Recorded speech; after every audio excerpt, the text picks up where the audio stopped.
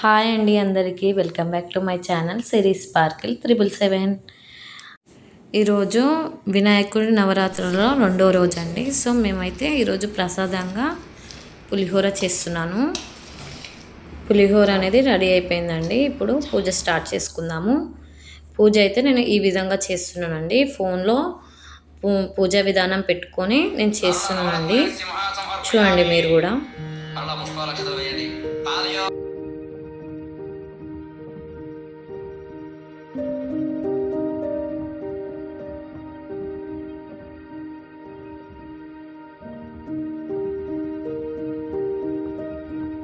ముందుగానే పూజకి కావాల్సిన సామాన్లు, పువ్వులు, పండ్లు అన్నీ తీసుకొచ్చుకున్నానండి.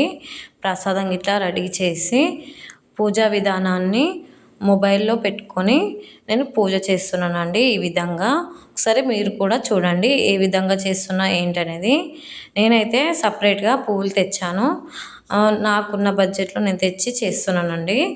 ఈ విధంగా పూలమాల అయితే దేవునికి వేసేసి లాస్ట్లో ఇక ప్రసాదం సమర్పించి ఈ విధంగా నేనైతే పూజ చేశానండి. నవరాత్రులలో రెండో రోజు అనమాట.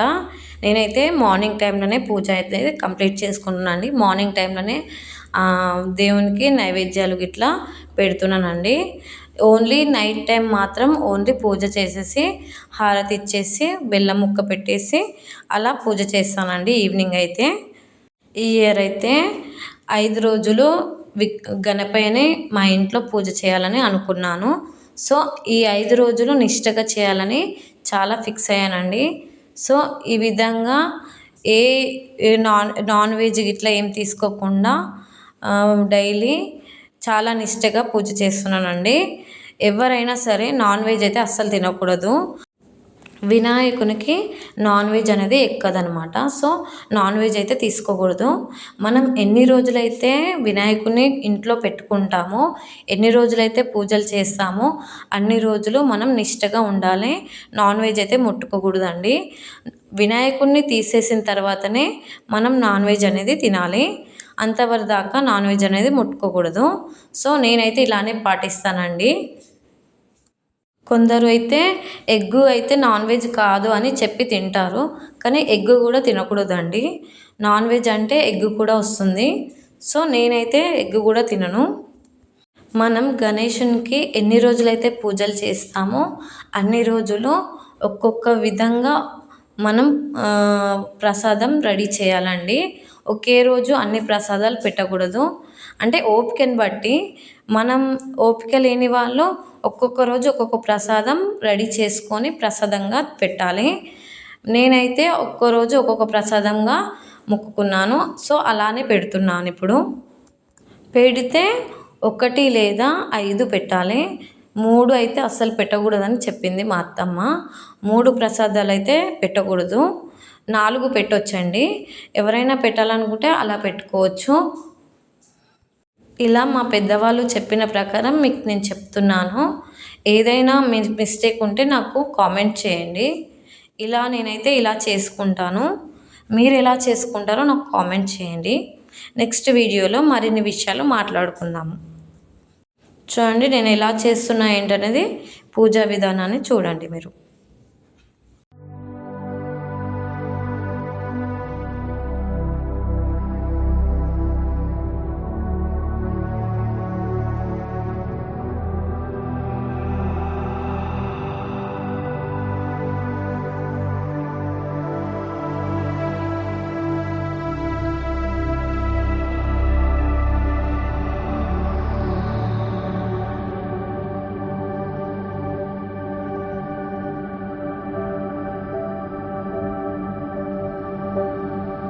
చూడండి ఇప్పుడైతే నేను హారతి ఇచ్చి దీపారాధన అయితే చేస్తున్నాను.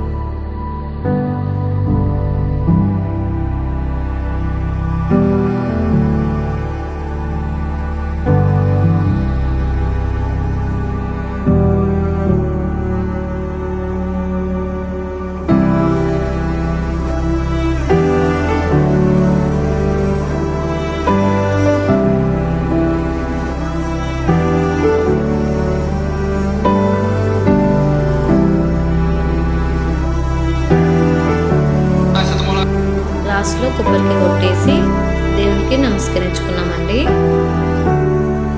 ఈ విధంగా పూజ కంప్లీట్ చేసుకున్నానండి. ఏదైనా మిస్టేక్స్ ఉంటే క్షమించాలి. అయితే ఫోన్లో స్పీడ్గా రావడం వల్ల ఏదైనా ఒకటి మిస్ కావచ్చు.